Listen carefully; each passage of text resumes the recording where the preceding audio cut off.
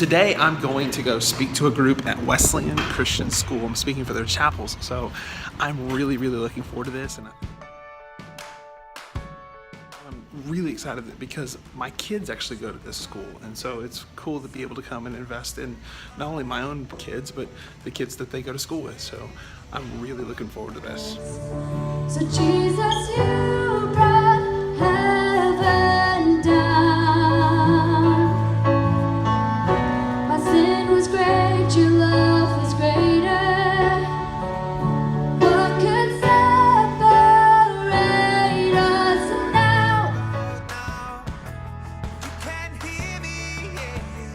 I could use some peace. I'm no longer a slave to fear. I am a child of God. I'm no longer a slave to fear. I am a But the Bible has some really specific things to say about our words. In Proverbs chapter 18, verse 21, it says, "Death and life are in the power of the tongue, and those who love it will eat its fruits." So if we're going to eat the good fruit, there's also potentially some bad fruit in there. So you have the potential with the words that we use to bring death and to bring life. And so I know that I struggle in this area, and I know that everybody in the room struggles with it, because the tongue is a powerful thing, and it's one of the most powerful body members that we have. In fact, Romans chapter 10 says that if we confess with our mouth, we will be saved. So we obtain salvation, obviously through the grace and the shed blood of Jesus Christ. But when we confess, the Bible says that we must confess out loud in order to receive that salvation. So there's power in confession, and there's power in our tongues. Our words set us on a certain trajectory, a certain path, a certain mindset that we have in our whole entire life. And we can fall into some really spooky things with the wrong words, and we can get into really good things with the right words. Can I get some amens? James chapter 3 says this. It talks about our tongues in verse 5. Listen to this.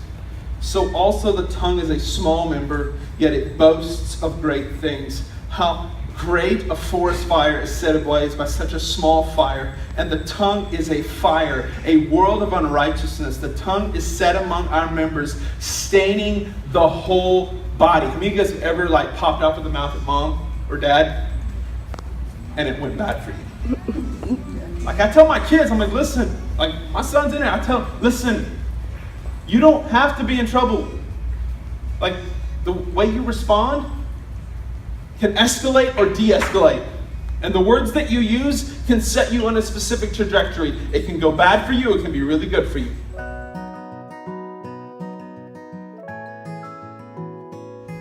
I thought it was awesome. It really helped. I feel like it really helped our school know what they how they need to act, how they need to speak to one another, and I feel like it was really what we needed as a school. I thought that was really good, and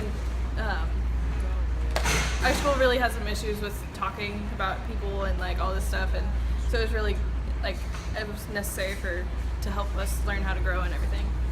Okay, I thought that the message was very impactful, and that it's really going to help our school open our eyes to the actual power that our words have, and it's going to help us be more mindful of, are we really building each other up and acting like Christians and loving like God told us to, or are we going to tear each other down, and are we going to lose the unity that we have in our school already just because of our words?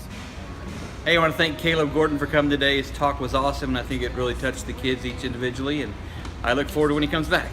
I seriously had a blast today sharing with those students, and my hope is, and the feedback that I'm getting has been really positive in the area of it was what they needed to hear at the time, and that's one of those messages that it's been in my heart, in my mind for several months, just because the power of our words, man, the way we talk to one another, the way we speak to one another, what we say to one another matters, and how we convey certain things to each other it really does matter. And that needs to be sort of kind of our focal point, is how we invest our words with one another. So my hope is that we walk through this day, we walk through this next year, mindful of how we talk to one another, and do it in such a way that it is a uplifting, and that we build one another up. So that's my hope.